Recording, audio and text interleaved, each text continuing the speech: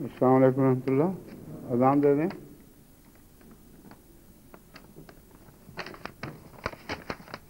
اللہ اکبر اللہ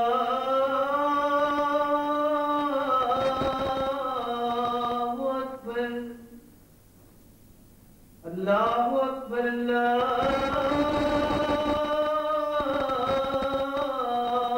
اکبر اشہد ان لا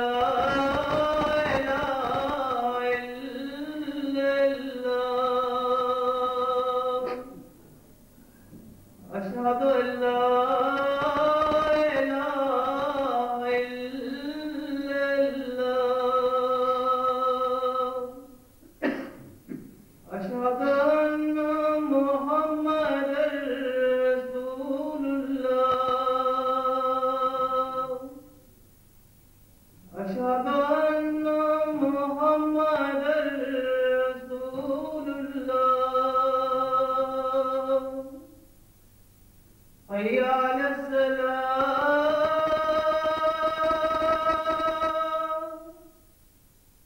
حي على الصلاة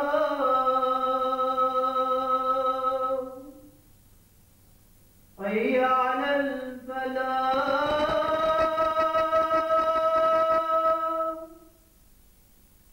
حي على الفلاح.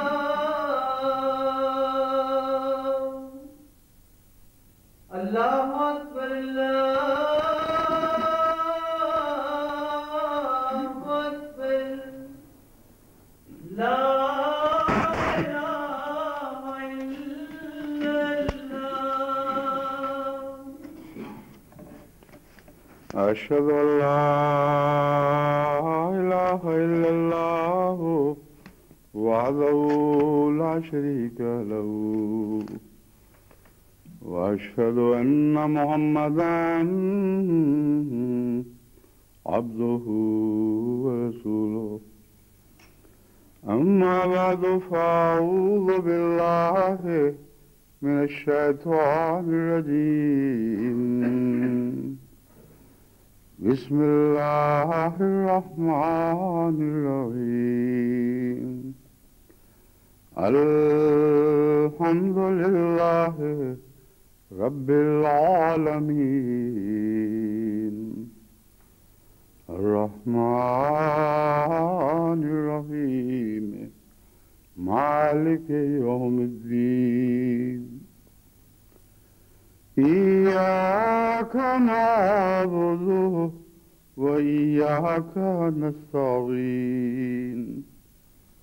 اهدنا الصراط المستقيم صراط الذين أنعمت عليهم غير المغضوب عليهم ولا الضالين.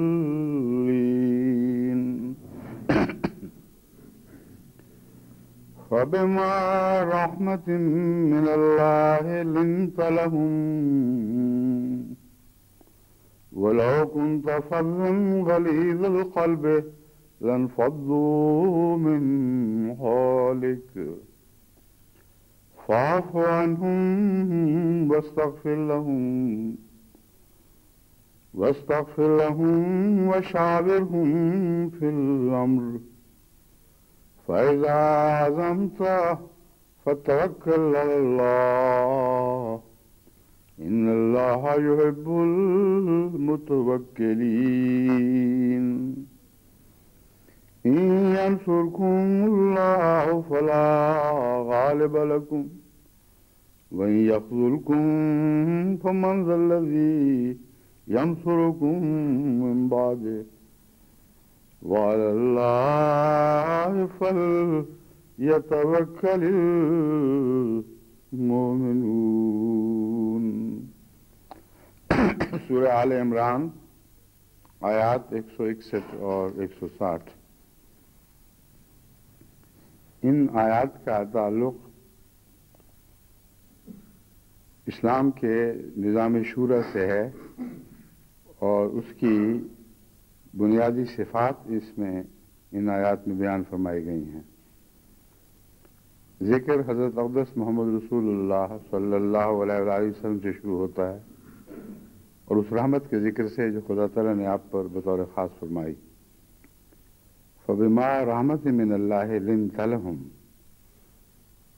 تو مومنوں کے لیے نرم ہو گیا اس رحمت کی بنا پر جو تجھ پر خدا تعالیٰ کی طرف سے نازل ہوئی تھی۔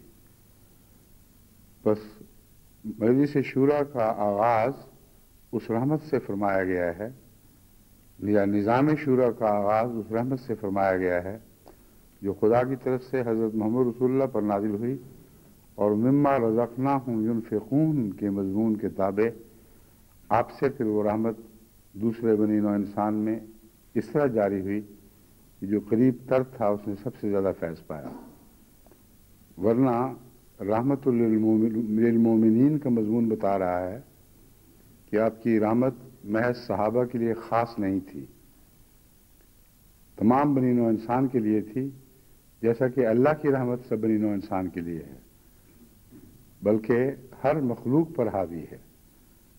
بس وبما رحمت من اللہ سے طبعاً اور قطعی نتیجہ یہ نکلتا ہے کہ آن حضور صلی اللہ علیہ وآلہ وسلم کی رحمت جو خدا سے آپ پر اتری وہ اسی طرح بندوں میں تقسیم ہوئی، بلکہ مخلوق نے بھی اس سے حصہ پایا،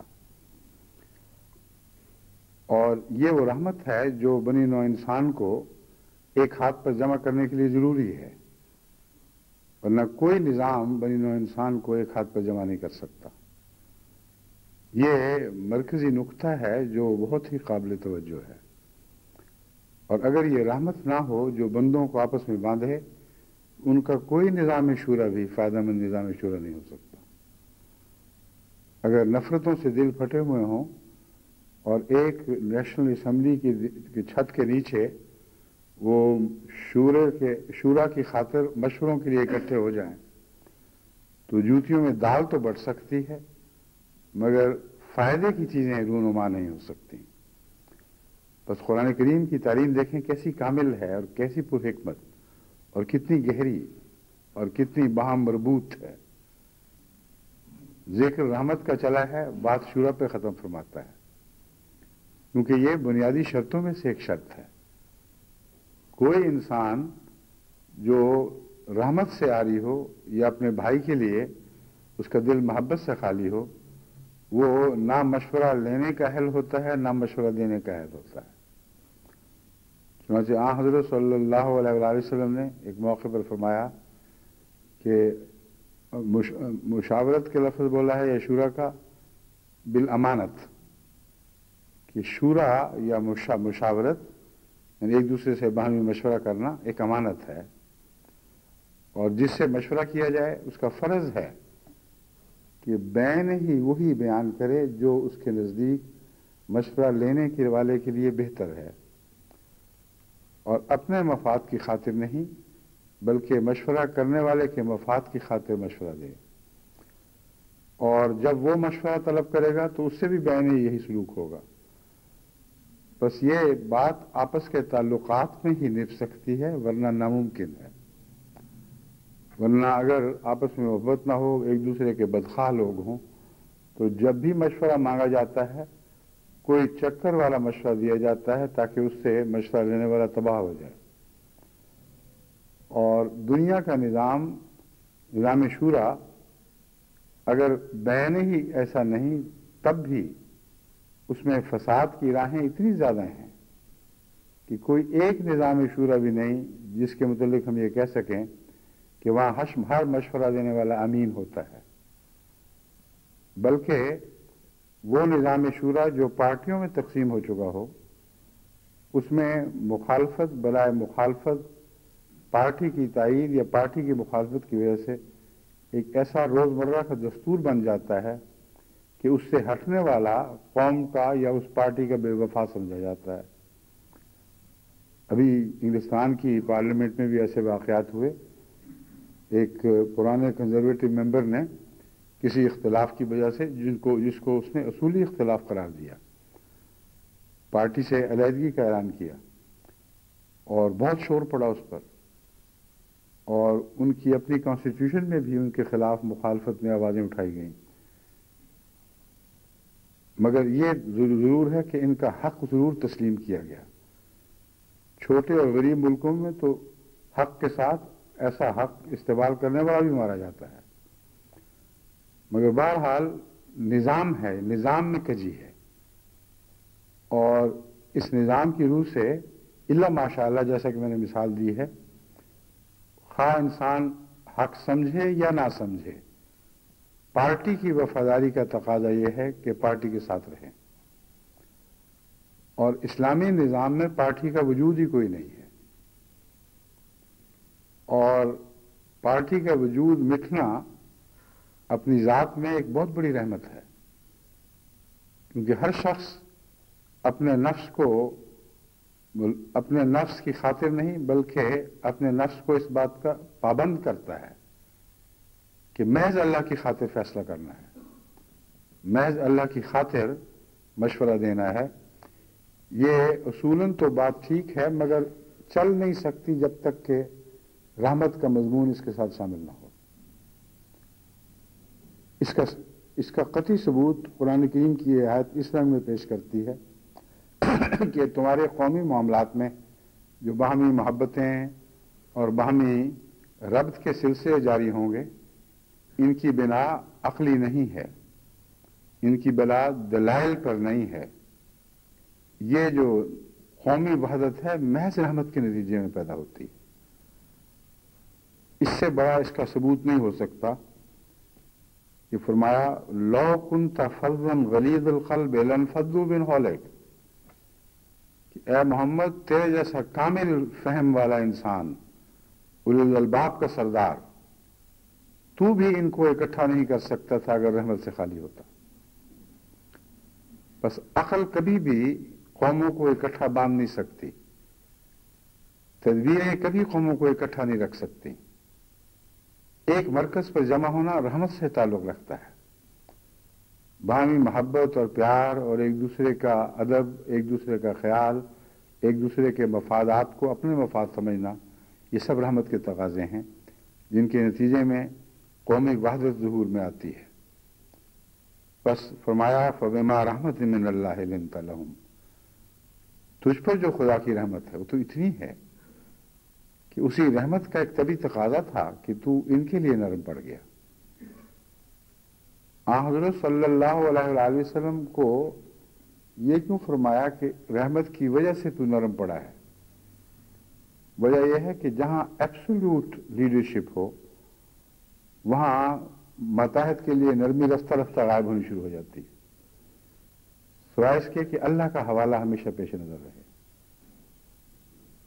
اور یہ ایک ایسا طبی اصول ہے جس کے تابع جتنا بلند مرتبہ اور زیادہ طاقتور بادشاہ ہوگا اتنا ہی اپنے آپ کو غریبوں کے مسائل پہ خیال کرنے کا کم پابند پائے گا، اتنا ہی اس میں ایک ایسی غنا پیدا ہوتی چلی جائے گی جو قابل تعریف غنا نہیں بلکہ قابل مذمت غنا ہے۔ وہ سمجھتا ہے کہ اگر کوئی میرا کچھ بگاڑ نہیں سکتا تو مجھے کیا ضرورت ہے اس سے ہنس کے ہی بات کروں۔ بس یہ وہ مضمون ہے جس کی وجہ سے حضرت صلی اللہ علیہ وآلہ وسلم کو بطور خاص خدا تعالی نے چن کر فرمایا کہ تو اپنی تمام عظمتوں کے باوجود اگر خدا کی رحمت تجھے بطور خاص عطا نہ ہوتی تو ضروری نہیں تھا کہ ان کے لیے نرم ہوتا، کیونکہ انسانی فطرت کے تقاضے ہیں۔ یہ فطرت انسان کو بعض دفعہ اپنے بہاؤ پر اس طرح لے کے چلتی ہے کہ چلنے والے اور بہنے والے کا کوئی اختیار نہیں ہوا کرتا۔ موونگ پلیٹ فارمز ہوتے ہیں، کشتیوں میں سمندروں کے دریاؤں کے بہاؤ کے ساتھ لوگ مسافر خود بخود آگے بڑھتے ہیں۔ بس یہ وہ مضمون ہے جو فطرت کے ساتھ تعلق رکھتا ہے۔ حضرت محمد رسول اللہ صلی اللہ علیہ وآلہ وسلم سے زیادہ کبھی بنی نوع انسان میں کسی کو اپنے غلاموں پر اختیار نہیں دیا گیا، اور غلام بھی ایسے کامل تھے کہ انہوں نے اپنا سب کچھ حضور صلی اللہ علیہ وآلہ وسلم کے حوالے کر رکھا تھا۔ یہاں تک کہ یہ بھی دستور تھا کہ جب آپ مشورہ مانگتے تھے تو عرض کیا کرتے تھے کہ اللہ اور اس کے رسول بہتر جانتے ہیں، ہم کون ہوتے ہیں مشورہ دینے والے؟ اسی لیے قرآن کریم فرماتا ہے قل یا عبادی، اے محمد رسول اللہ، یہ تو تیرے کامل غلام بنے ہوئے ہیں، یہ تو بندوں کی طرح تیرے حضور حاضر رہتے ہیں، ان کو کہہ اے میرے بندو۔ یہاں بندے کہہ کر خدا سے الگ بندگی کا مراد نہیں، بلکہ یہ پیغام ہے کہ محمد رسول اللہ صلی اللہ علیہ وسلم چونکہ عبد کامل ہیں، اس لیے جو ان کا بندہ بنتا ہے وہ خدا کے سوا کسی کا بندہ بن ہی نہیں سکتا۔ اس لیے محمد رسول اللہ کو حکم ہے صلی اللہ علیہ وسلم کہ تو ان کو اپنا بندہ کہہ دے تاکہ ان کی توحید پرستی کی تعریف ہو، کیونکہ محمد کا بندہ خدا کا بندہ ہے، اس کے سوا کوئی اور صورت ممکن ہی نہیں ہے۔ بس اس پہلو سے فرمایا کہ تو اتنی عظمتوں کا مالک، تجھے خدا نے سارے اختیار دے دیے، یہ بھی تیرے حضور اپنی گردنیں جھکائے بیٹھے ہیں، لیکن اگر تجھے وہ رحمت عطا نہ ہوتی جس کے نتیجے میں تبھی محبت کے جوش سے تو ان پر جھکا ہے، عقلی تقاضوں کی وجہ سے نہیں، محبت کی وجہ سے، تو پھر ان کو تو اکٹھا نہیں کر سکتا، کیونکہ محبت کو پیدا کرتی ہے، اور محبت کے بغیر محبت پیدا ہو نہیں سکتی۔ اس لیے ظاہری عقلی اطاعت اور چیز ہے، محبت کے تقاضوں کے نتیجے میں اطاعت اور چیز ہے۔ محمد رسول اللہ کے غلام آپس میں کبھی بن نہ سکتے، خواہ حضور کے سامنے گردنیں جھکا دیتے اگر رسول اللہ صلی اللہ علیہ وسلم کی محبت کا فیض نہ ہوتا۔ یہ وہ مضمون ہے، اور پھر بالآخر حضرت صلی اللہ علیہ وسلم سے بھی دور ہٹنا شروع ہو جاتے، کیونکہ جس کو محبت سے نہ باندھا گیا ہو وہ عذر ڈھونڈتا ہے، ذرا سے بھی عذر پیدا ہو جائے تو وہ بھڑک اٹھتا ہے اور دور نکل جاتا ہے، لیکن محبت ہو تو بڑی سے بڑی سزا کو بھی انسان خوشی سے قبول کر لیتا ہے۔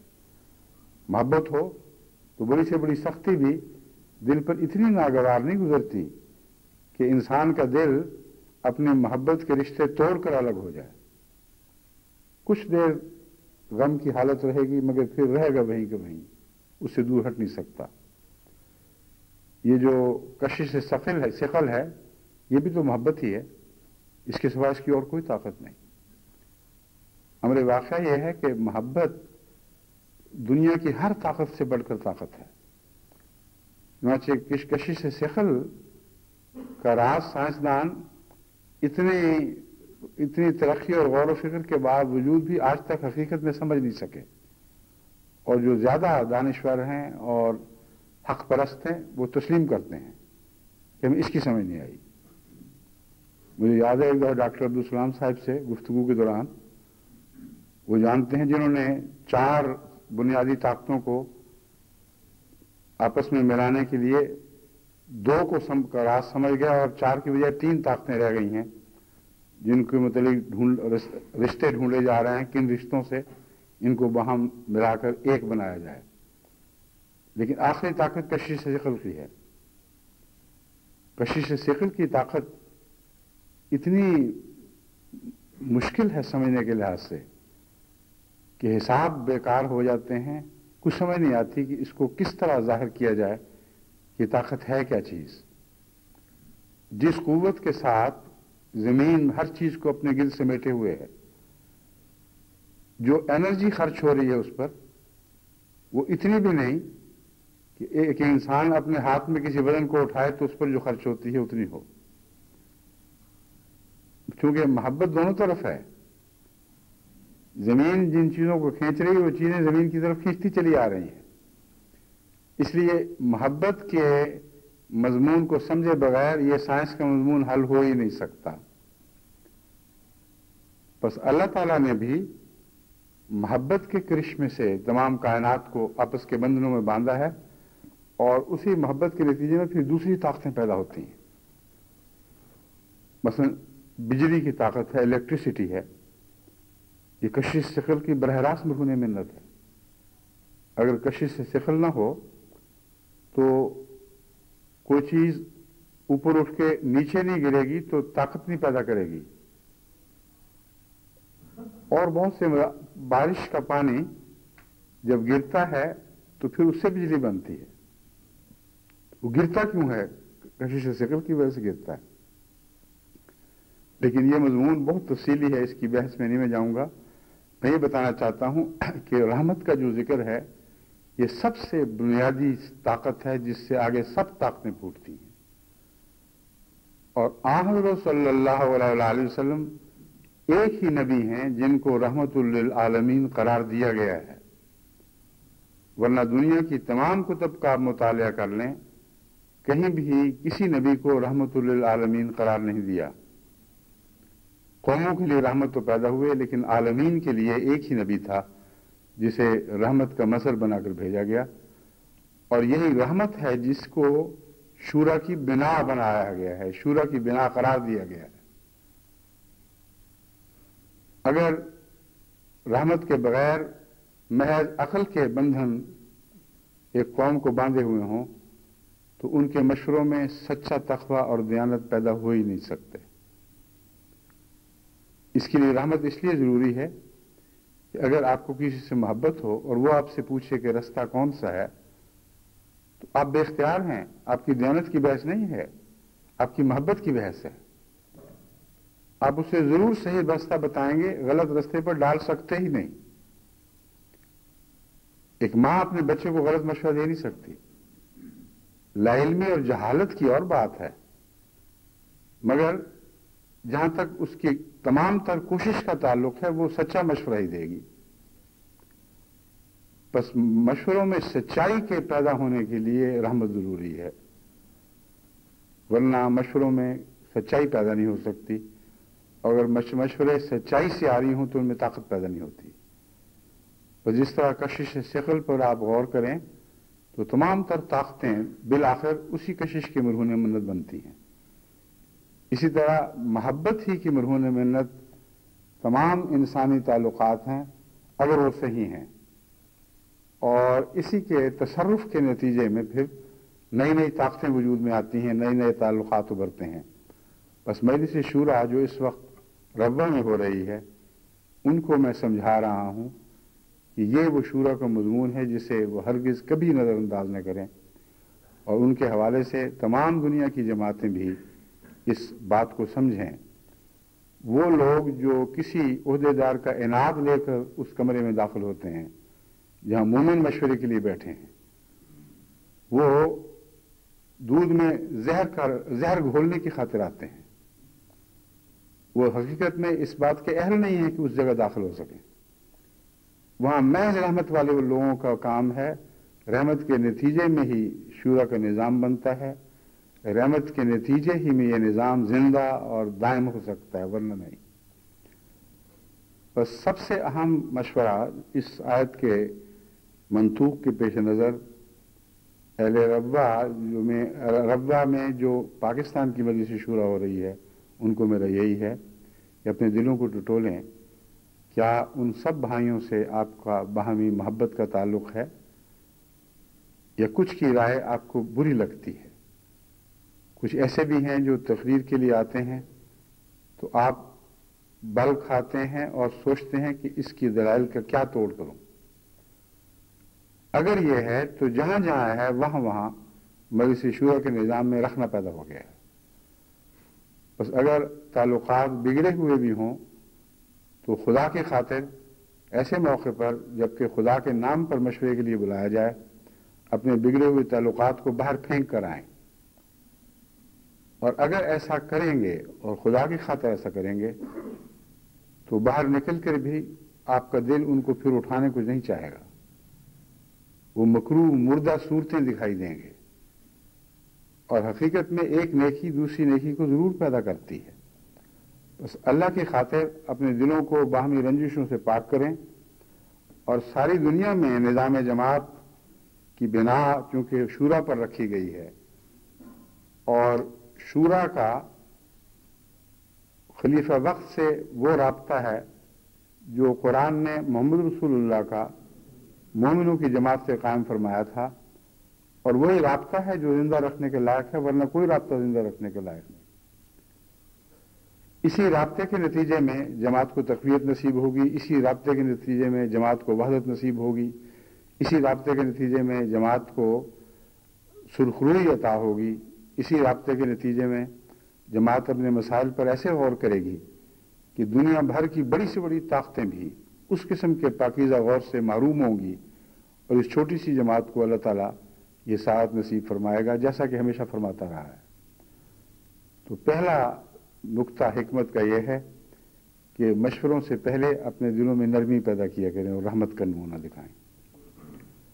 قرآن کریم نے اس مضمون کو ایک اور لطیف انداز میں بھی بیان فرمایا۔ فرمایا جب رسول کی خدمت میں مشورے کے لیے حاضر ہوا کرو تو کچھ صدقہ دیا کرو۔ وہاں صدقے سے مراد ہدیہ بھی ہے، جیسا کہ حضرت خلیفہ المسیح اول نے مثلا اس مضمون پر تفصیل سے روشنی ڈالی، اور ایک یہ مسلمہ ترجمہ چلا آ رہا ہے، ہدیہ بھی ہے، اور اگر کسی غریب کو صدقہ دیا جائے خدا کی رضا کی خاطر کہ اللہ تعالیٰ صحیح معنوں میں اپنا مضمون پیش کرنے کی توفیق بخشے اور صحیح مشورہ حاصل کرنے کی توفیق بخشے، تو یہ بھی اس میں شامل ہے۔ اس لیے ہرگز اسے ہدیہ پر محدود نہیں کیا جا سکتا، ہرگز لازم نہیں کہ جو بھی پیش ہو وہ ہدیہ دے۔ چنانچہ خدا تعالیٰ فرماتا ہے، بعض لوگوں کو شاید یہ سن کر شاک گزرے تو فرمایا آشفقتم، تم ڈر گئے ہو اس بات سے کہ کچھ دینا ہوگا، نہیں دے سکتے، استغفار کرو، کچھ نہ دو۔ مگر وہ دینے میں حکمت کیا ہے؟ وہ حکمت وہی محبت کے رشتے ہیں۔ اس کے نتیجے میں ایک طبی محبت کا رشتہ پیدا ہوتا ہے جو دو طرفہ ہے اور دونوں طرف برابر اثر دکھاتا ہے۔ اس مضمون سے ہٹ کر عام انسانی تعلقات پہ غور کریں تو آپ کو آسانی سے بات سمجھ آ جائے گی۔ جب بھی آپ کسی کو محبت کی وجہ سے تحفہ دیتے ہیں تو نہیں کہا جا سکتا کہ اس کو زیادہ خوشی ہوئی ہے کہ آپ کو زیادہ خوشی ہوئی ہے۔ تحفہ دینے والا کبھی بھی گھٹن محسوس کر کے تحفہ نہیں دیا کرتا۔ وہ تو ٹیکس ہوگا یا چٹی ہوگی، تحفے کے اندر محبت کا مضمون ایسا داخل ہے کہ اسے الگ کیا جا ہی نہیں سکتا۔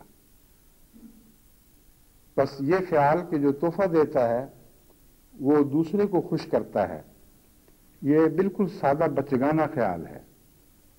امر واقعہ یہ ہے کہ تحفہ دیتا ہے تو اس کو سجاتا اس لیے ہے کہ دوسرا خوش ہو، ورنہ دینے والا خوش نہیں ہوگا۔ بس در حقیقت دینے والے کو اپنی خوشی زیادہ منظور ہوا کرتی ہے، کیونکہ اس تحفے کے بدلے وہ پیار جیتنے جاتا ہے اور جانتا ہے کہ پیار ملے گا، اس لیے وہ زیادہ پیار لینے کی خاطر تحفے کو اس طرح سجا کر بنا کر پیش کرتا ہے اور نظر رکھتا ہے کہ دیکھیں کیا اثر ہوا ہے اس کا۔ اور بعض لوگ کہتے ہیں ہم آپ کے سامنے کھول کے دکھاتے ہیں کیا چیز ہے۔ یہ کوئی رسمیں نہیں ہیں، دکھاوا نہیں ہے، یہ محبت کے رشتے ہیں، اور محبت سے ایسی باتیں خود بخود پیدا ہوتی ہیں۔ بس حضرت صلی اللہ علیہ وآلہ وسلم سے بھی جہاں مشورہ لینے کا ارشاد ہے وہاں اس مضمون کو پھر داخل فرما دیا گیا، اور خدا تعالیٰ سے رشتے باندھنے کے لیے فرمایا اپنا سب کچھ اپنے ارادے کے لحاظ سے اس کے حضور حاضر کر دو۔ التحیات للہ ہے، ہر روز نماز نے ہمیں یہ عہد یاد دلایا، ہر نماز کے تشہد میں ہمیں یہ یاد دلائی گئی بات کہ تم نے خدا سے ایک سودا کیا ہوا ہے، ان اللہ اشتری من المؤمنین انفسهم واموالهم بان لهم الجنہ، کہ اللہ نے سب مومنوں سے ایک ایسا سودا کر لیا ہے کہ اب نہ ان کے اموال ان کے رہے، نہ ان کی زندگیاں ان کی رہیں، سب کچھ خدا کے ہو گئے ہیں۔ تو جب ہو چکے تو پھر جب چاہے جتنا چاہے اس میں سے طلب کر لے۔ اور اس مضمون کو فرمائے کوئی ٹیکس نہیں ہے، بس چندوں کا نظام آپ دیکھیں، اس میں ادنا بھی ٹیکس کی بو نہیں ہے، ورنہ جو ٹیکس ادا نہ کرے اسے کئی قسم کی سزائیں ملتی ہیں اور پکڑا جاتا ہے، مجبور کیا جاتا ہے۔ مگر نظام چندے کے نظام میں ایک تب پوری آزادی حاصل ہے، جو چاہے قربانی پیش کرے، جو چاہے نہ کرے، کیونکہ یہ تحفہ ہے۔ اگر خدا سے اتنا سا اس کا تعلق ہے کہ جو کچھ اس نے دیا تھا وہ بھی اس کے حضور لوٹا نہیں سکتا، تو اسی حد تک وہ عہد کی پابندی سے الگ ہو گیا۔ اور جو سزا کا تصور ہے وہ صرف بدعہدی کے نتیجے میں طبی نتائج ہیں، حقیقت میں کوشن نہیں ہے۔ مثلا ہم کہتے ہیں کہ جو چندے نہیں دیتا اس کو مجلس شورا میں ووٹ دینے کا حق نہیں، کسی مرکزی عہدہ سنبھالنے کا حق نہیں۔ اس کی وجہ یہ ہے کہ یہ خدا کی محبت کے تحفے اس کو اس بات کا اہل بناتے ہیں، اس کے نتیجے میں اس کے دل میں پاکیزگی پیدا ہوتی ہے، اور جس سے وہ محبت کرتا ہے اس کا ثبوت یہ ہے کہ اپنے جان عزیز کو بھی اس کی حضور میں پیش کر دیتا ہے، اپنے کمائے ہوئے مالوں کو بھی جو اسے بہت محبوب ہوتے ہیں اس کے حضور پیش کرتا ہے۔ اگر ایسا کرتا ہے تو محبت کے رشتوں میں باندھا ہوا ہے، اس کا مشورہ قیمتی ہے، اس کے مشورے کی قدر ہے، اس کے کام میں برکت ہوگی۔ مگر اگر ایسا نہیں کرتا تو خدا کو ایسے شخص کے مشوروں کی ضرورت کیا ہے؟ یعنی خدا والوں کو، اس کا نظام چلانے والوں کو ایسے شخص کے مشوروں کی نہ ضرورت ہے، نہ ان کی نظر میں کوئی قیمت ہے۔ بس اگر یہ سزا آپ سمجھتے ہیں تو یہ ایسی سزا تو نہیں کہ اس کے نتیجے میں وہ پیسے دینے پر مجبور ہو جائے۔ بعض لوگ جو خدمت نہیں کر سکتے، چندے نہیں دے سکتے، وہ وقت بھی قربان نہیں کرتے۔ بہت کم ہیں جو ایسا کرتے ہیں کہ چندوں میں ہاتھ روک لیتے ہیں اور وقت کی قربانی کے لیے آ جاتے ہیں۔ ان میں بھی یاد رکھو کہ ان کے وقت کی قربانی محبت کی وجہ سے نہیں ہوتی، دکھاوے کی وجہ سے ہوتی ہے۔ وہ سمجھتے ہیں کہ یہاں عہدے سنبھالنا ہماری دنیاوی عزت کا موجب ہے۔ وہ سمجھتے ہیں ہم اگر کاموں میں آگے آئیں گے تو ہماری چودراہٹ بڑھے گی۔ ایسے لوگ ابتلاؤں میں سب سے پہلے مارے جاتے ہیں۔ اسی لیے میں جماعت کو بار بار نصیحت کرتا ہوں کہ خدمت کے کام لیں، لیکن یاد رکھیں جو خدا کی راہ میں مالی قربانی کرتا ہے وہی وفادار ہے، وہی وقت پر آپ کے کام آئے گا۔ ورنہ ویسے چودراہٹ کے لیے آگے آنے والے ہر ابتلا میں ٹھوکر کھا سکتے ہیں، اور بنیادی طور پر ٹھوکر کھائے ہوئے لوگ ہیں، وہ فتنوں میں مبتلا لوگ ہیں جن سے آپ کام لے کر دھوکہ کھا رہے ہیں کہ گویا وہ خدا کی خاطر خدمت کر رہا ہے۔ چنانچہ بسا اوقات میں نے عملاً اس غرض سے جائزہ لیا ہے کہ وہ لوگ جو منافقانہ رنگ رکھتے تھے، جن کے نفاق ننگے ہوئے، ان کی مالی قربانی کا جائزہ لیا تو صفر نکلا، یا اتنا معمولی کہ گویا وہ سانس اٹکانے کی خاطر کچھ دے رہے ہیں مگر سخت مجبوری کی پیش نظر۔ اور اس کی ایک نہیں، دو نہیں، تین نہیں، جب بھی کوئی ابتلا آیا ہے میں نے ہمیشہ ایسے لوگوں کے ریکارڈ نکلوائے اور دیکھا تو پتہ لگا کہ پتہ نہیں کیوں دھوکے کی وجہ سے کسی کو پتہ نہیں چلا کہ یہ تو خالی کھوکھلے لوگ تھے، ان سے کام لینا ہی نہیں چاہیے تھا، ان کے سپرد اہم ذمہ داریاں کرنی ہی نہیں چاہیے تھیں، مگر لا علمی میں یا بظاہر بعض دفعہ کسی کی شان و شوکت ایسی ہوتی ہے کہ انسان سمجھتا ہے اتنا مخلص آدمی ہو سکتا ہے بھلا کہ یہ قربانی میں پیچھے ہو، اس لیے مزید جستجو ہی نہیں کی جاتی اور ان کو کاموں میں قبول کر لیا جاتا ہے، اور جب وقت آتے ہیں تو ان کے کاموں میں خلا نکلتے ہیں، ان کے کاموں میں کمزوریاں رہ جاتی ہیں۔ بعض دفعہ ان کے جماعت کے نام پر کیے ہوئے معاہدوں میں ایسے رکھنے ملتے ہیں کہ کوئی ایسا شخص جو محبت کی وجہ سے خدا کی خاطر قربانی دینے والا ہو، وہ اس بے اعتنائی سے وہ معاہدے کر ہی نہیں سکتا۔ ایک ایک پیسے کی خاطر اس کی جان نکل رہی ہوتی ہے، اپنی خاطر نہیں بلکہ اللہ کی خاطر، کہ میں خدا کا امین ہوں، کہیں کوئی ایسا سودا نہ ہو جائے جس سے ہمیں کوئی نقصان پہنچے۔ تو یہ سارے مضامین آپس میں ایک دوسرے سے ملے ہوئے ہیں۔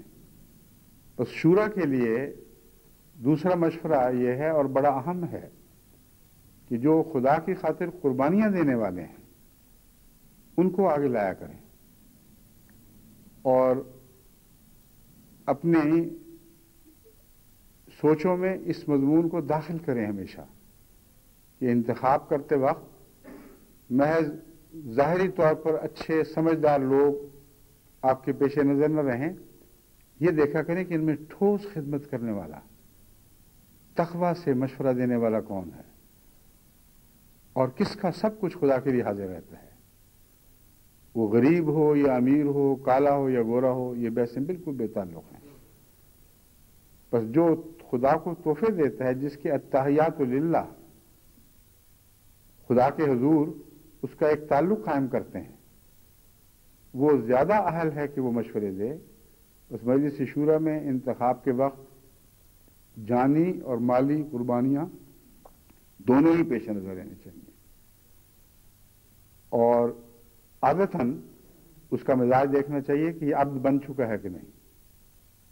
ایسے عباد جو ہیں جب وہ مشورہ دیں گے تو پھر لازماً ان مشوروں میں وقت پیدا ہوگی، ان کے اندر قدر و قیمت ہوگی، کیونکہ یہ مشورے محض قانون سازی نہیں بلکہ ان کے اندر کچھ اور مضمون ہے۔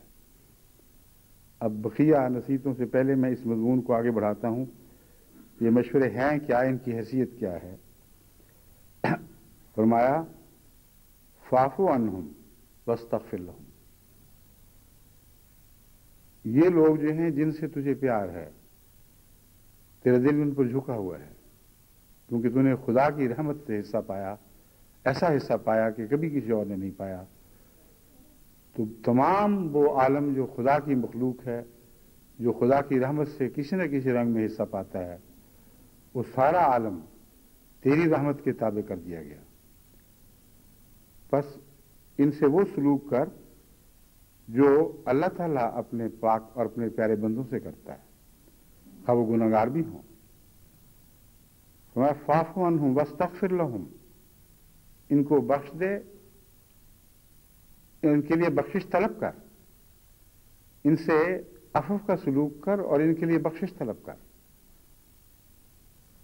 اس سے پتہ چلتا ہے کہ حضرت صلی اللہ علیہ وآلہ وسلم اور اللہ تعالیٰ میں جو ایک ایسا فرق ہے جو خالق اور مخلوق میں ہے، جو رحمت کے اکٹھا ہونے کے باوجود لازماً رہے گا، وہ استغفار کا مضمون ہے۔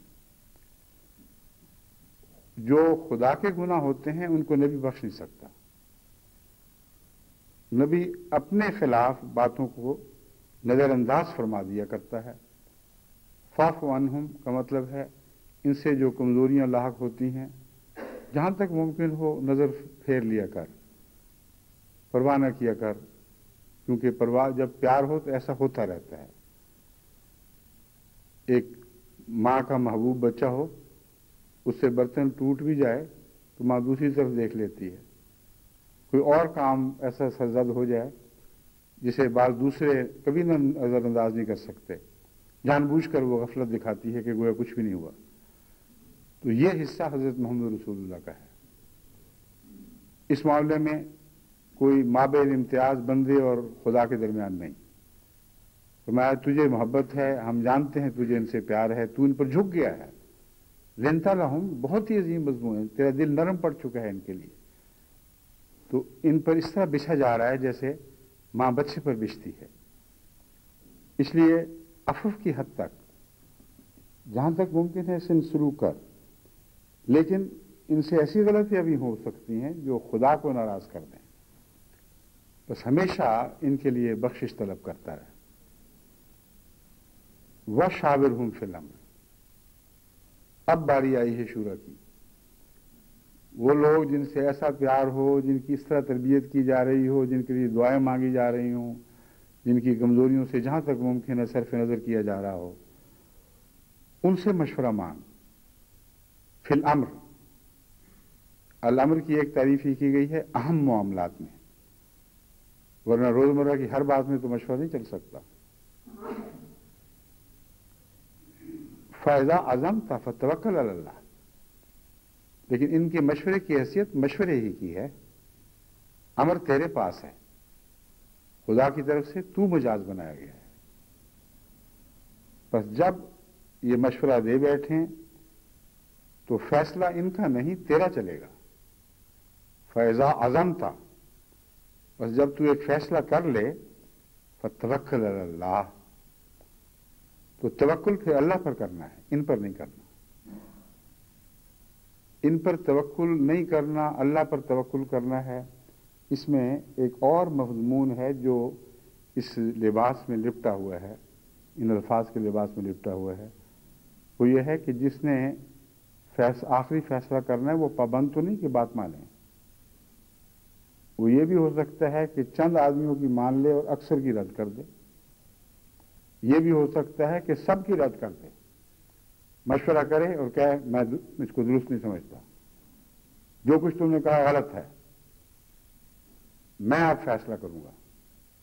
تو مراد یہ نہیں کہ مشورہ بیکار تھا، مراد یہ ہے کہ ہر مشورے دینے والا اپنی ایک عقل و فہم رکھتا ہے، اور نسبتاً کم عقل و فہم رکھنے والوں کی اکثریت بھی ہو جائے تو ممکن ہے ایک اکیلا شخص جو ان میں سے ہر ایک سے زیادہ عقل و فہم رکھتا ہو، اس کا فیصلہ ان سب پر غالب ہو۔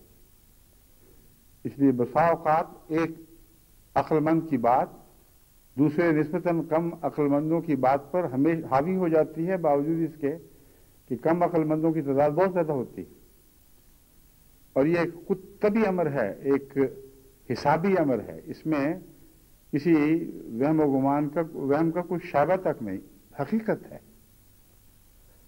ہر بات ہر شخص کو سمجھ نہیں آتی، لیکن ایک صاحب فہم آدمی کوئی جب دوسرے نسبتاً کم فہم لوگ مدد کرتے ہیں تو اس کی فہم میں ان کی فہم کے مثبت پہلو شامل ہو جاتے ہیں، اور زیادہ جلا کے ساتھ اور زیادہ بلند مقام پر فائز ہوتے ہوئے فیصلے کی اہل بنتی ہے۔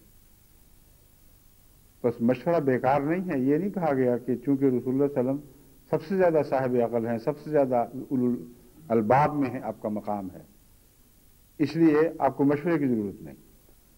مشورے کی ضرورت اس لحاظ سے ہے کہ عقل کل صرف اللہ ہے، اور اس کے نیچے حضرت صلی اللہ علیہ وآلہ وسلم نے سب سے زیادہ عقل سے حصہ پایا، لیکن اور بھی ہیں جو اولو الالباب ہیں، کثرت سے ان کا وجود موجود ہے، خاص طور پر غلامان محمد مصطفیٰ صلی اللہ علیہ وسلم میں اولو الالباب کی کثرت تھی۔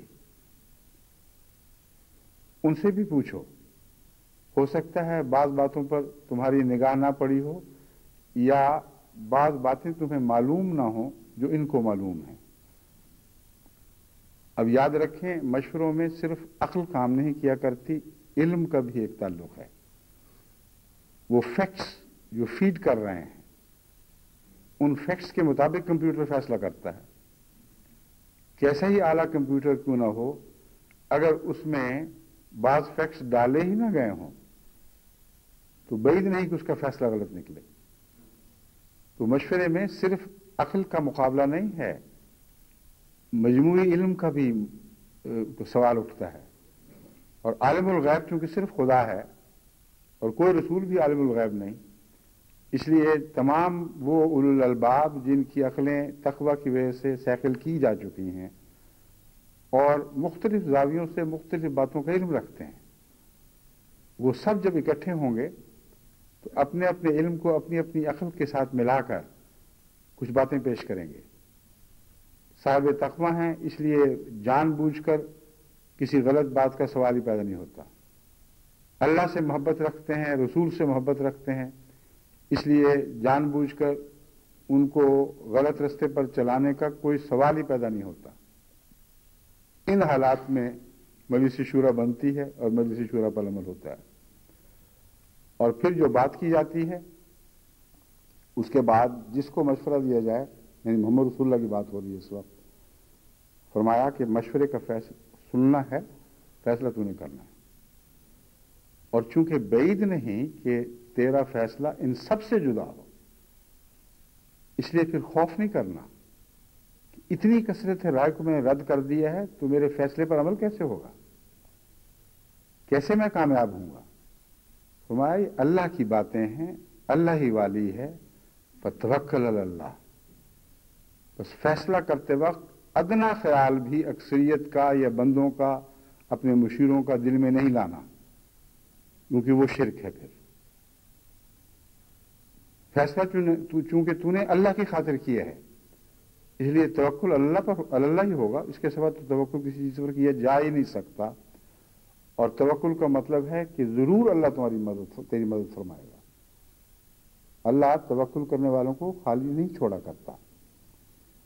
तो इस रंग में जो भी फैसले जमात अहमदिया करती है, क्योंकि हजरत अक़दस मोहम्मद रसूलुल्लाह की गुलामी में जिस जमाने में जो भी अमीर बनाया गया हो, उसी को मशवरे पेश होंगे और उसको ये इख्तियार मिलता है फिर कि चाहे तो फैसले को कबूल करे, चाहे तो रद्द कर दे। और अगर रद्द करेगा तब भी खुदा उसका सहारा बनेगा, अगर कबूल करेगा तब भी तवक्कुल अल्लाह पर होगा, अक्सरियत पर नहीं होगा। इस तरह फैसलों में वो बरकत पड़ती है जिसका दुनिया वाले तसव्वुर भी नहीं कर सकते। हज़रत सल्लल्लाहु अलैहि वसल्लम की जिंदगी से इसकी बहुत सी मिसालें हैं, मगर एक आयत को पहले मैं मुकम्मल कर लूं। इन्नल्लाह युहिब्बुल मुतवक्किलीन। अब मोहब्बत की बात मैंने शुरू की थी, देखें बात भी मोहब्बत पर ही खत्म हुई है। रहमत का मजमून जैसे मैं समझा था, अगर वो दुरुस्त ना होता तो आखिर पे मोहब्बत कहने की क्या जरूरत थी। अल्लाह ताला फरमाता कि मुतवक्किलों को खुदा ज़ाया नहीं करता। फरमाया ये सब तवक्कुल करने वाले मोहब्बत के रिश्तों में बने हुए हैं, रहमत के नतीजे में इनमें ये सिफात पैदा हुई हैं। रहमत के नतीजे ही में फैसला रद्द होने के बावजूद जरा भी दिल पे मैल नहीं आता। फैसले दिए, बहुत सोच विचार के दिए, बाद दफा लंबी लंबी तकरीरें की और आखिर पर हज़रत सल्लल्लाहु अलैहि वसल्लम ने फरमाया नहीं ये दुरुस्त है। मजाल है जो किसी दिल पे मैल आ गई हो। तो ये मोहब्बत के रिश्ते हैं। तो अल्लाह ताला फरमाता है तुमने तवक्कुल किया, मोहब्बत के नतीजे में सारे तुम्हारे कारोबार थे। मैं बताता हूं कि अल्लाह मुतवक्किलीन से मोहब्बत करता है। और चूंकि तवक्कुल के अमर में मोहम्मद रसूलुल्लाह वाहिद के तौर पर मुखातब हैं, इसलिए मुतवक्किलीन कहकर सबके लिए खुशखबरी तो है, मगर बतौर खास हज़रत मोहम्मद रसूलुल्लाह के लिए खुशखबरी है। यह तवक्कुल करने वाले, याद रख कि मैं तुझसे मोहब्बत करता हूं। ये हो कैसे सकता है कि मैं तेरा साथ छोड़ दूं और तुझ पर दूसरों को तरजीह दे दूं। बस ये वो इस्लामी मजलिस शूरा है जिसे हमने विरसे में पाया है। फरमाया इन यंसुरकुमुल्लाह फला गालिब लकुम। याद रखो, जब अल्लाह ने फैसला कर लिया तुम्हारी मदद का, तो कोई दुनिया की ताकत तुम पर गालिब नहीं आ सकती। वहीं यहसुलकुम मंजिल लज़ी यंसुरकुम मिन बादे। अगर तुमने सब बातें खुदा की खातिर ना की, तवक्कुल खुदा पर न रखा और खुदा ने तुम्हें छोड़ने का फैसला कर लिया, तो फिर कोई दुनिया की ताकत तुम्हारी मददगार नहीं बन सकती। वो अलल्लाह फलियतवक्कलिल मोमिनून। वहां तवक्कुल सीगा वाहिद में मोहम्मद रसूलुल्लाह को हुक्म दिया गया था, यहां मोमिनों को मुतवज्जे किया गया है कि इस मिसाल के बाद हो कैसे सकता है कि खुदा के सिवा किसी और पर तवक्कुल करो या खुदा पर तवक्कुल ना करो। तुमने अपने सामने एक तवक्कुल करने वाले का हाल देखा जिसके मुतालिक अल्लाह ताला ने ऐलान आम फरमा दिया कि अल्लाह मुतवक्किलों से मोहब्बत करता है, और मोहब्बत का सबूत लम्हा लम्हा उसकी जिंदगी में तुम्हारे सामने है। बस इस सारे माजरे के बाद, जिसको तुम अपनी आंखों से देख चुके हो, खुदा तुमसे यही तवक्को रखता है व अलल्लाह फलियतवक्कलिल मोमिनून, कि अल्लाह ही पर तमाम तवक्कुल करने वाले तवक्कुल करें। हज़रत सल्लल्लाहु अलैहि वसल्लम की ज़िंदगी में जो मशहूरों के वाक़यात हैं, उनकी तफसील में जाने का वक्त तो नहीं, मगर हर किस्म की मिसालें मौजूद हैं। कहीं आपने एक खातून से मशवरा किया है, कहीं चंद सहाबा से मशवरा किया है, कभी पूरी जमात से मशवरा किया है। सुलह हुदैबिया के वक्त पूरी जमात से मशवरा किया और पूरी जमात के फैसले को रद्द फरमा दिया। सबने मुत्तफक अलैह ये फैसला किया और मशवरा दिया कि اہل مکہ اجازت دیں یا نہ دیں، تلواریں چلتی ہیں تو چلیں، خون بہتا ہے تو بہے، لیکن حج کے ارادے سے ہم نکلے ہیں، حج کر کے چھوڑیں گے، یہ ہمارا مشورہ ہے، یا رسول اللہ آگے قدم بڑھائیں، ہم آپ کے ساتھ ہیں۔ آپ نے فرمایا نہیں، یہ نہیں ہوگا۔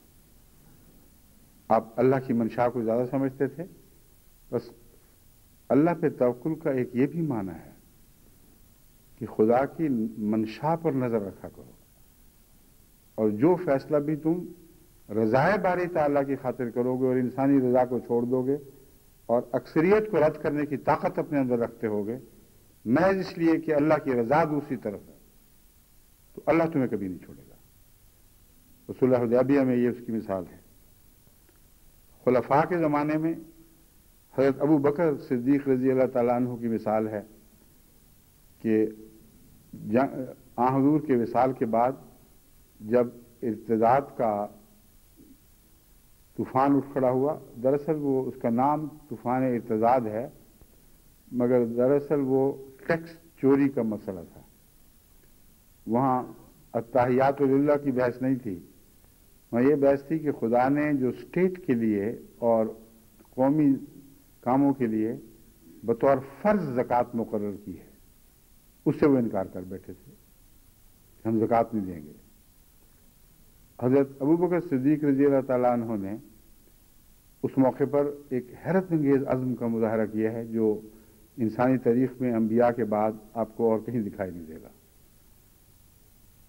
اس موقع پر ایک لشکر ایسا تھا جس کی سرداری ایک غلام ابن غلام حضرت اسامہ بن زید کے سپرد کی گئی تھی، اور یہ لشکر شام کے لیے روانہ ہونے والا تھا، اور خود حضرت صلی اللہ علیہ وآلہ وسلم نے اس لشکر کا سپہ سالار مقرر فرمایا تھا، اور اس کی منزل بہت دور تھی، اتنی دور کہ اگر پیچھے کوئی خطرناک واقعہ ہوتا تو کانوں کان بھی ان کو خبر نہ ہوتی کہ پیچھے کیا ہو گیا ہے، مدد کے لیے واپس لوٹنے کا سوال ہی پیدا نہیں ہوتا تھا۔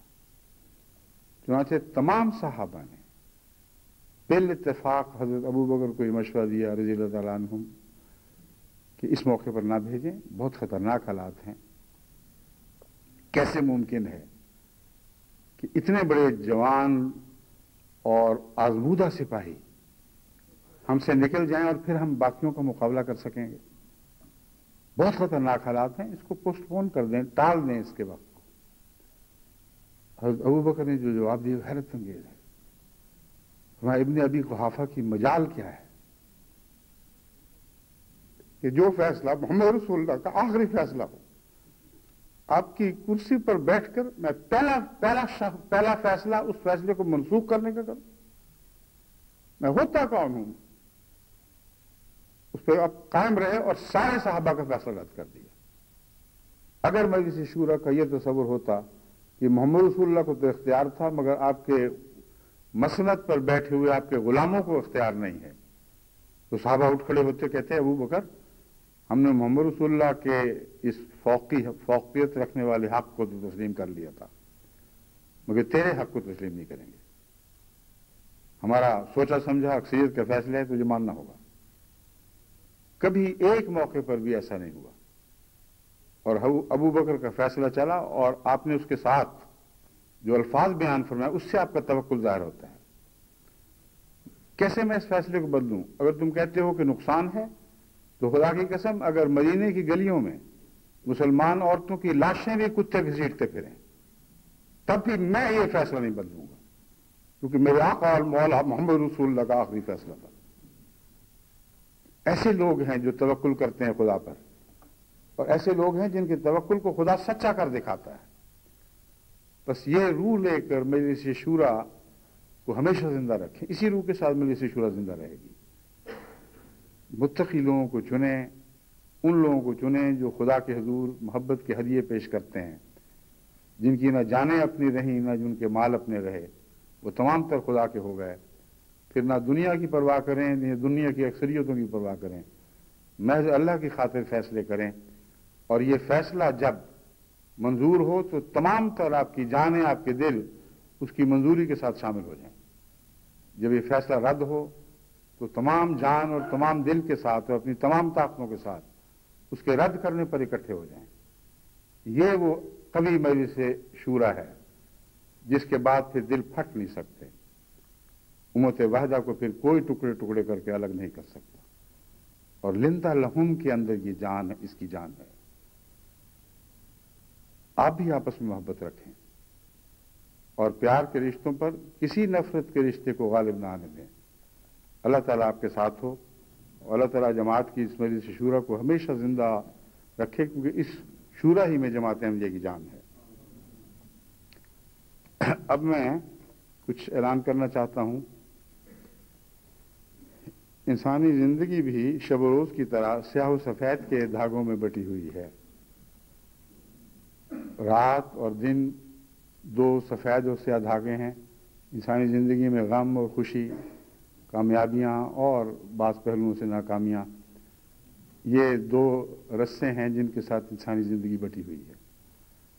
بس بیک وقت غم کی بھی خبر ہوتی ہے، خوشی کی بھی خبر ہوتی ہے۔ مومن کا کام یہ ہے کہ راضی برضا رہتے ہوئے اپنے قدم ہمیشہ آگے بڑھاتا رہے، نہ کسی غم کی وجہ سے اس کے قدم رکیں، نہ کسی خوشی کی وجہ سے اس کے اندر سیل انگاری پیدا ہو، اس کے اندر جھوٹے فخر و مداحات کے زہر اس کے عزم کو کمزور کر سکیں۔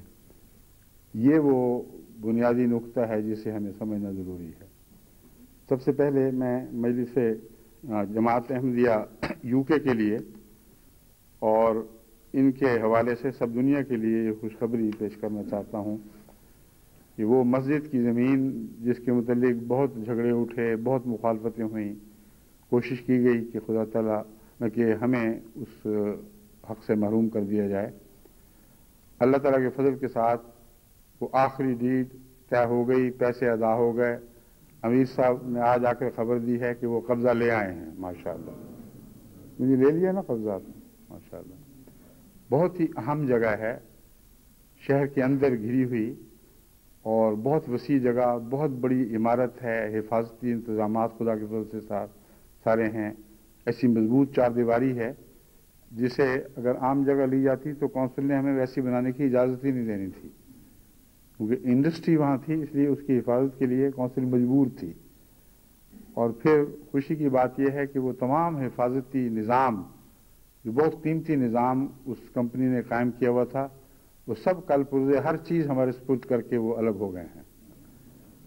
ہمیں تو اللہ کی حفاظت ہی ہے، مگر جو دنیا کا نظام ہے حفاظت کا، وہ بھی خدا کے فرمان کے مطابق ہمیں اختیار کرنا ہوتا ہے۔ بس اللہ کے فضل سے ایک بہت ہی اچھا سودا ہوا ہے۔ اللہ تعالیٰ آپ کو بھی اور تمام دنیا کی جماعتوں کو بھی مبارک کرے۔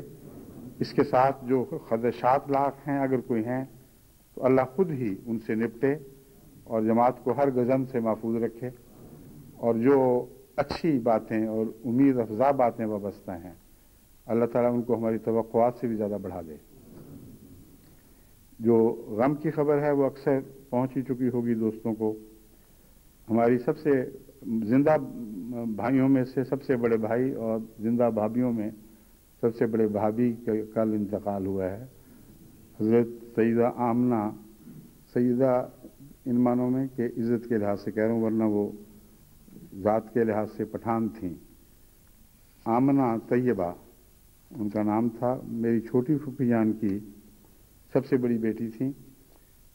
ہمارے دوسرے بھائی حضرت صاحبزادہ مرزا مبارک احمد صاحب کی اہلیہ تھیں۔ ان کا رشتہ ازدواجی تقریباً 50 سال سے زیادہ عرصے پر پھیلا ہوا ہے، اور مثالی رشتہ تھا۔ سارے خاندان میں اگر کسی کو کوئی مثالی رشتہ پیش کرنا ہو تو ان کی طرف اشارہ ہوتا تھا۔ میاں بیوی کے آپس میں کوئی تعلقات بگڑتے بھی ہیں، یعنی وقتی طور پر رنجشیں بھی پیدا ہوتی ہیں، مگر ان کی رنجشیں کبھی دکھائی نہیں دیں۔ بہت ہی گہرے فہم کے ساتھ اور باہم افہام تفہیم کے ساتھ اگر کوئی کبھی آپس میں رنجش ہوئی ہے تو خود ہی اندر ہی طے کر لیا گیا۔ لیکن جہاں تک ایک مثال کا تعلق ہے، مجھے آج تک کبھی یاد نہیں کبھی بھی میں نے ان کو ملتے ہوئے اس طرح دیکھا ہو، یعنی دعوتوں میں یا باہر گھروں میں یا ہمارے وہاں جانے پر یا ان کے ہمارے آنے پر، کہ ان کے چہروں پر کبھی بھی کوئی رنجش کے آثار ہوں۔ اس پہلو سے بہت مثالی رشتہ تھا، اور ان کا نام آمنہ تھا اور طیبہ. اور امر واقعہ یہ ہے کہ آمنہ حقیقی معنوں میں آمنہ تھی، طیبہ حقیقی معنوں میں طیبہ تھی. شاید ہی کوئی بیوی ایسی ہو جس کے متعلق انسان اس وثوق کے ساتھ کہہ سکے کہ اس نے اپنے خاوند کے ہر حق کی امانت کا حق ادا کیا ہے، اور ہر طیب بات، کسی بھی طیب بات میں وہ چوکی ہو. عقل کا مجسمہ، بہت ہی سلجھی ہوئی طبیعت، اور حضرت چھوٹی پھوپھی کی تمام خوبیوں کی وارث، اور حضرت چھوٹی پھوپھا جان نواب محمد عبداللہ خان صاحب کی خوبیوں کی بھی وارث تھیں. آخری دنوں میں یعنی پچھلے کچھ عرصے سے یہ تشویشناک خبر مل رہی تھی کہ ان کو اندر ان میں کمزوری بہت پیدا ہو گئی ہے، جس کی وجہ سے گرنے لگ گئی تھیں، اور اس کی وجہ سے بہت تشویش تھی کہ خدا نخواستہ کہیں ایسی حالت میں گریں کہ ہڈی ٹوٹ سکتی ہے. تو جہاں تک زندگی کا ان لمحات کا تعلق ہے، آپ کے لیے تو یہ وقت خدا تعالیٰ نے جس وقت واپس بلایا ہے، یہ بہرحال رحمت ہی تھا، اور خدا کا کوئی فیصلہ بھی ایسے لوگوں کے لیے رحمت کے بغیر نہیں ہوا کرتا. اور جو پیچھے رہ گئے ہیں ان کے لیے بہت بڑا ابتلا ہے، خاص طور پر ہمارے بھائی کے لیے. ان کے لیے دعا کریں، ان کی مجھے بہت فکر ہے، کیونکہ بے حد محبت کی بات نہیں تھی، ایک دوسرے پر ایسا سہارا تھا کہ ناممکن تھا کہ ایک دوسرے کے بغیر رہ سکے. یہی کیفیت ان کی ہے، وہ بے اختیار ہیں اس معاملے میں، بڑے صابر ہیں، حوصلے والے ہیں، صاحب عزم ہیں، مگر وہی بات محبت کے اوپر بس کس کا ہے، بے اختیاری کے معاملات ہیں. ان کو اپنی دعا میں یاد رکھیں، ان کے بچوں کو اللہ تعالیٰ ان میں بھی وہ ساری خوبیاں جاری کرے، اور ان کا خود رفیق ہو. ہم بھائی صاحبزادہ مرزا مبارک احمد صاحب کا ان کا ساتھی بنے، ان کا رفیق ہو، اور اللہ تعالیٰ اپنے فضل سے ان کی باقی زندگی صحت و عافیت کے ساتھ اور اپنے بچوں کی طرف سے آنکھیں ٹھنڈی رکھتے ہوئے گزارے. اور ان کے علاوہ کچھ اور بھی ایسے جنازے ہیں جن کے متعلق کچھ کی درخواست تھی، کچھ کے متعلق میرے دل میں خود ہی خواہش پیدا ہوئی، اور جن کی درخواستیں تھیں یہ وہ درخواستیں ہیں جو میرے منع کرنے سے پہلے آ چکی تھیں. اس لیے وہ یہ نہ سمجھے کہ انہوں نے میرے منشا کو جاننے کے باوجود پھر بھی درخواستیں بھیجی ہیں. بس ان کے جنازے بھی اس جنازہ غائب کے ساتھ جو آج عصر کی نماز کے بعد پڑھا جائے گا، جنازہ غائب میں ان کو بھی شامل کیا جائے گا، جن کی لسٹ میں سناتا ہوں. مکرمہ امت الحمید بیگم صاحبہ، اہلیہ مکرم خان ثناء اللہ خان صاحب مرحوم، عمر 96 سال، حضرت مولوی شیخ محمد صاحب آف لاہور، صحابی حضرت مسیح موعود علیہ السلام کی بیٹی تھیں، اور ہمارے امیر صاحب یو کے آفتاب احمد خان صاحب کی والدہ تھیں. آخر وقت تک ان کے جو ذہن اور دل ایسے روشن تھے کہ ادنا سا بھی عمر کا سایہ اس پر نہیں آتا تھا، کسی وقت بھی ہمیشہ حاضر دماغ، روشن دماغ. خدا تعالیٰ نے غیر معمولی طور پر قلبی اور ذہنی صحت عطا فرمائی تھی. دوسری بلقیس بیگم صاحبہ، اہلیہ ڈاکٹر میر مشتاق احمد صاحب مرحوم، یہ موسیٰ تھیں. ڈاکٹر میر مشتاق احمد صاحب کا نام بھی بہت جماعت میں معروف ہے، بہت بزرگ انسان تھے. مکرمہ امت الرحمان صاحبہ، والدہ مکرم عطا الرحمان صاحب غنی of لاہور. میاں اٹھو کہتے تھے ہم میاں عطا الرحمان کو، بہت ہی پیاری شخصیت، بہت محبت کرنے والی، اور ساری اولاد ہی بہت نیک اور نیک مزاج ہے. ان کی والدہ امت الرحمان بھی خدا کے فضل سے لمبی عمر پا کر فوت ہوئی ہیں. حضرت خلیفۃ المسیح اول کی نواسی تھیں. حکیم فضل الرحمان صاحب کی بیٹی سے آپ حضرت خلیفۃ المسیح اول کی نواسی تھیں. ایک اور نام ہے زبیدہ پروین. پروین تو میں نے پہلی دفعہ سنا، آپا زبیدہ کہتے تھے ہم ان کو.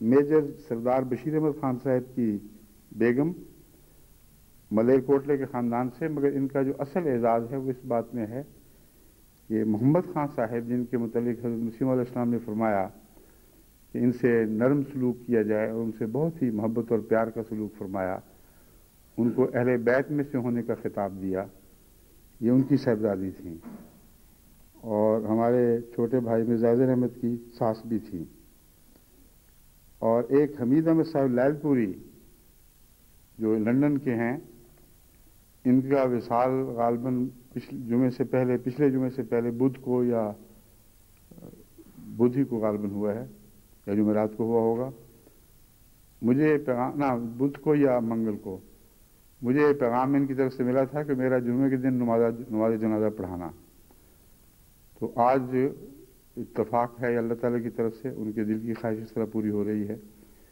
کہ جمعے کے دن ہی نماز جنازہ ہو رہی ہے، اس میں ان کو بھی شامل کر رہا ہوں۔ یہ عصر کی نماز کے بعد نماز جنازہ غائب ہوں گے۔ آج جمعے اور عصر کو جمع کرنے کا آخری دن ہے اس دور کا، اس سردیوں کا۔ آئندہ سے یاد رکھیں، چونکہ وقت بدل جائیں گے اور گرمیوں کا موسم شروع ہو چکا ہوگا، اس لیے جمع کرنے کی کوئی جائز مجبوری نہیں۔ تو اس جمعے کے بعد آئندہ جمعے اپنے وقت پہ جیسے کہ ہمیشہ ہوا کرتا تھا، جمعے کی نماز جمعے کی رہے گی اور عصر کی نماز اپنے وقت پر بعد میں ادا کی جائے گی۔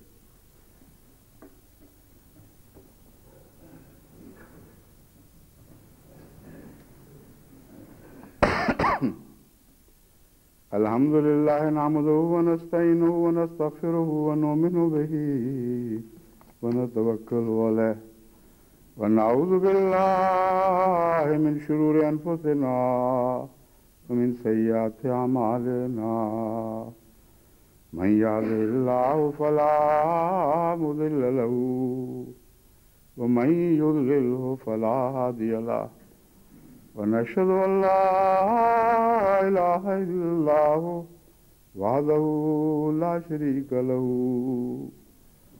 ونشهد ان محمدا عبده ورسوله عباد الله رحمكم الله ان الله يأمر بالعدل والإحسان وإيتاء ذي القربى وينهى عن الفحشاء والمنكر والبغي يعظكم لعلكم تذكرون اذكروا الله يذكركم وادعوه يستجب لكم ولذكر الله اکبر۔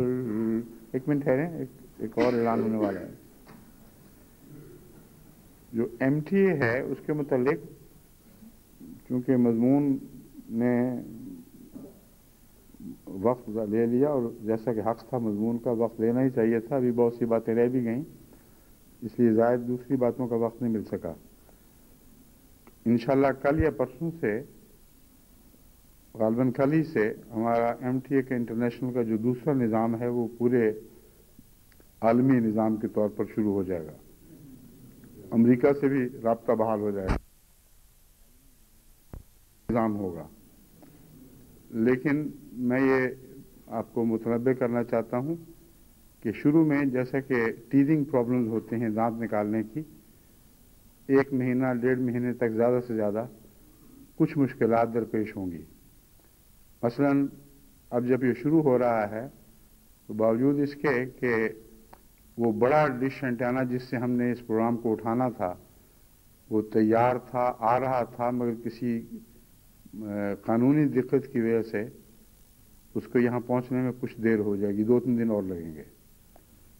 اس عرصے میں جو موجودہ نظام ہے اس کے اینٹینے کو ہی غیر معمولی طاقت دے کر، اور جو عالمی کمپنی سیٹلائٹ کی ہے اس نے یہ تعاون کیا ہے کہ وہ اپنے سیٹلائٹ کو بھی زیادہ سے زیادہ طاقت دیں گے۔